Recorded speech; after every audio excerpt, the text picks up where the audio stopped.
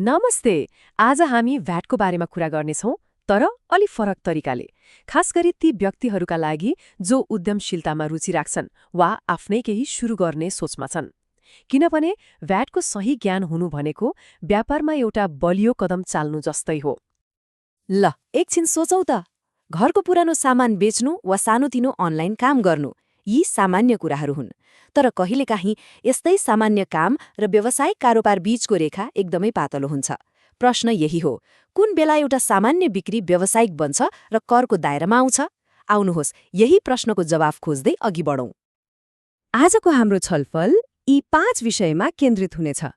हामी सुरुमा कर लाग्ने कारोबार के हो भनेर बुझ्नेछौँ, त्यसपछि करदाता को हो भनेर चिन्नेछौँ, अनि एकल स्वामित्व, साझेदारी जस्ता व्यापारिक संरचनाका नियमहरू हेर्दै केही विशेष अवस्थाहरूमा पनि नजर लगाउनेछौँ। ल सुरु गरौँ है त। त्यसो भए सबैभन्दा पहिले भ्याटको जगबाटै सुरु गरौँ, त्यो हो कर लाग्ने कारोबार। आखिर यो हो के? कुन कारोबारमा भ्याट लाग्छ, कुनमा लाग्दैन, यसको आधार के हो त? हेर्नुस्, कानूनले यसलाई यसरी परिभाषित गरेको छ। यहाँ 3वटा शब्दहरूमा ध्यान दिनुपर्छ। पहिलो, वस्तु वा सेवाको आपूर्ति हुनु पर्यो। दोस्रो, त्यो कर छुट भएको वस्तु वा सेवा हुनु भएन। र तेस्रो, सबैभन्दा महत्त्वपूर्ण, त्यसको पछाडि व्यावसायिक उद्देश्य लुकेको हुनुपर्छ।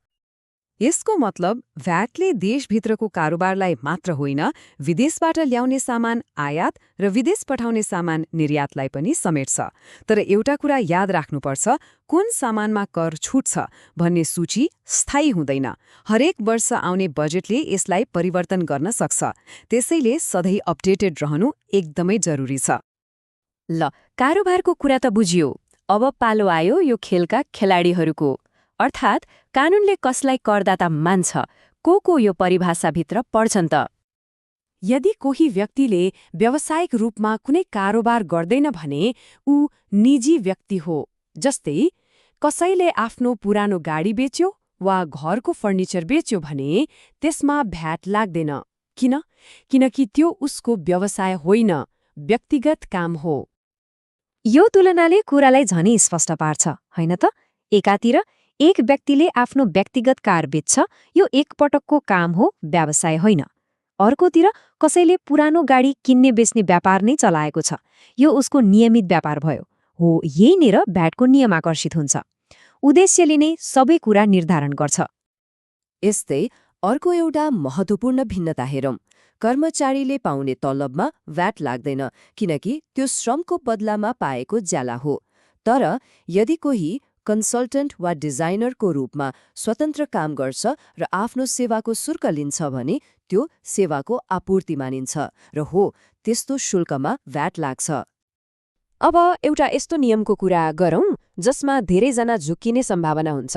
त्यो हो एकलौटी स्वामित्व, अर्थात् सोल प्रोप्राइटरशिपको नियम। एउटा उदाहरण लिऊँ। मानौ एउटै व्यक्तिले 3वटा फरक व्यवसाय चलाउँछ। एउटा बिक्री पसल, अर्को अनलाइन कन्सल्टिङ सेवा र तेस्रो एउटा सानो ई-कमर्स स्टोर।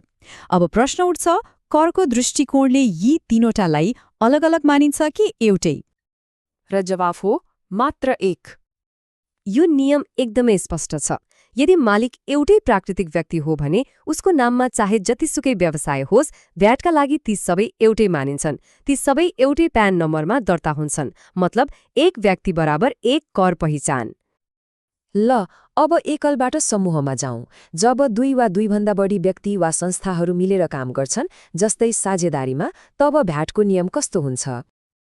यो तालिकाले धेरै कुरा प्रश्न पार्छ। साझेदारी, पार्टनरशिप र संयुक्त उपक्रम जोइन्ट भेन्चरलाई कानूनले छुट्टै कर निकायको रूपमा हेर्छ र त्यहाँका सबै साझेदारहरूको दायित्व संयुक्त हुन्छ। तर यदि 2वटा स्वतन्त्र कम्पनीले मिलेर कुनै काम मात्र गरेका छन् भने उनीहरूले आफ्नो करको जिम्मेवारी आफै लिनुपर्छ। अब हामी हाम्रो छलफलको अन्तिम खण्डमा आइपुगेका छौँ। यहाँ हामी देशको सिमाना पार गर्ने कारोबार र एउटा एकदमै रोचक विशेष नियमको बारेमा कुरा गर्नेछौँ। एकछिन कल्पना गरौँ, कुनै नेपाली कम्पनीले अमेरिकाको कुनै कम्पनीबाट सफ्टवेयर सेवा लियो। अब प्रश्न उठ्छ, त्यो सेवामा लाग्ने भ्याट कसले तिर्ने? सेवा दिने अमेरिकी कम्पनीले कि सेवा लिने नेपाली कम्पनीले? हो, यहीँनिर आउँछ रिभर्स चार्जको अवधारणा। यसको नाम जस्तै यहाँ भ्याट तिर्ने जिम्मेवारी उल्टिन्छ। सेवा दिने विदेशी कम्पनीले होइन, बरु नेपालमा बसेर सेवा लिने कम्पनीले नै भ्याट गणना गरेर सरकारलाई बुझाउनुपर्छ। यो नियम खास गरी विदेशी सेवाहरूमा लागू हुन्छ। भ्याट ऐनमा केही वस्तुहरूको लागि विशेष व्यवस्था पनि गरिएको हुन्छ। यस्तै एउटा रोचक उदाहरण हो काठको कारोबार। चाहे काठ सरकारी जङ्गलबाट आओस्, निजी जग्गाबाट वा सामुदायिक वनबाट, यदि त्यो व्यावसायिक रूपमा बिक्री भइरहेको छ भने त्यसमा भ्याट लाग्छ। यसको मुख्य उद्देश्य के हो भने काठको स्रोत जेसुकै भए पनि कर प्रणालीमा एकरूपता ल्याउनु र कसैलाई पनि अनुचित फाइदा हुन नदिनु। अन्तमा यो सबै कुराको सार यही हो, करदाता हुनको लागि नाफा नै कमाउनुपर्छ भन्ने छैन।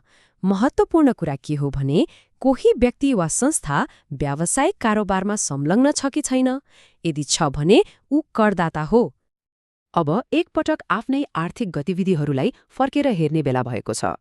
निजी व्यक्ति र करदाता बीचको यो स्पष्ट भिन्नता बुझिसकेपछि कुनै पनि व्यवसाय वा साइड हसल कर प्रणालीको कुन ठाउँमा पर्छ भनेर छुट्याउन पक्कै पनि सजिलो हुन्छ।